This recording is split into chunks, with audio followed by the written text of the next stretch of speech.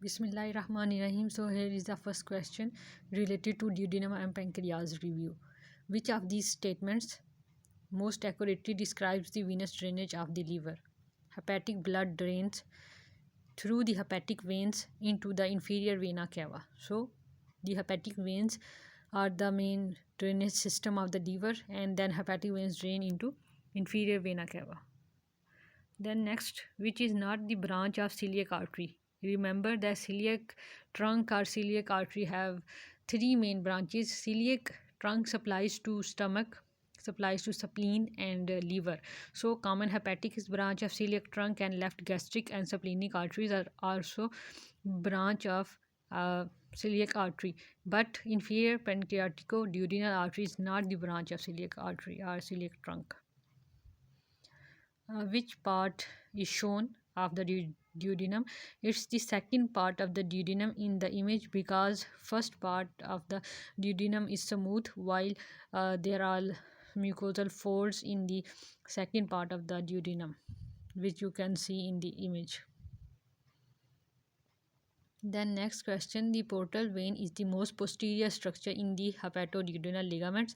It's true, because bile duct and hepatic artery are also the part of hepatoduodenal ligament. All the structures present in the hepatoduodenal ligament, but the most posterior structure is the portal vein. So these three structures, portal vein, hepatic artery and bile duct, are all the part of the hepatico-duodenal ligament structures, but the most posteriorly is the portal vein. Next, the bile duct courses posterior to the duodenum and then enters into the duodenum second part on the left side of the duodenum.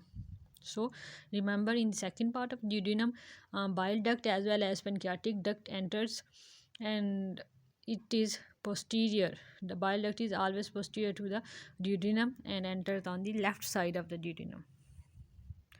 Then next question, the bile duct and pancreatic duct open together adjacent to each other in which part of duodenum? We already discussed it. We already have discussed that both pancreatic duct and bile ducts enter into the second part of duodenum through the ampulla of Oddi. The next question, the kidney is anterior to the second part of duodenum. It's false, because kidney is the posterior structure and retroperitoneal structure that lies posterior to the duodenum. So this statement is wrong or false.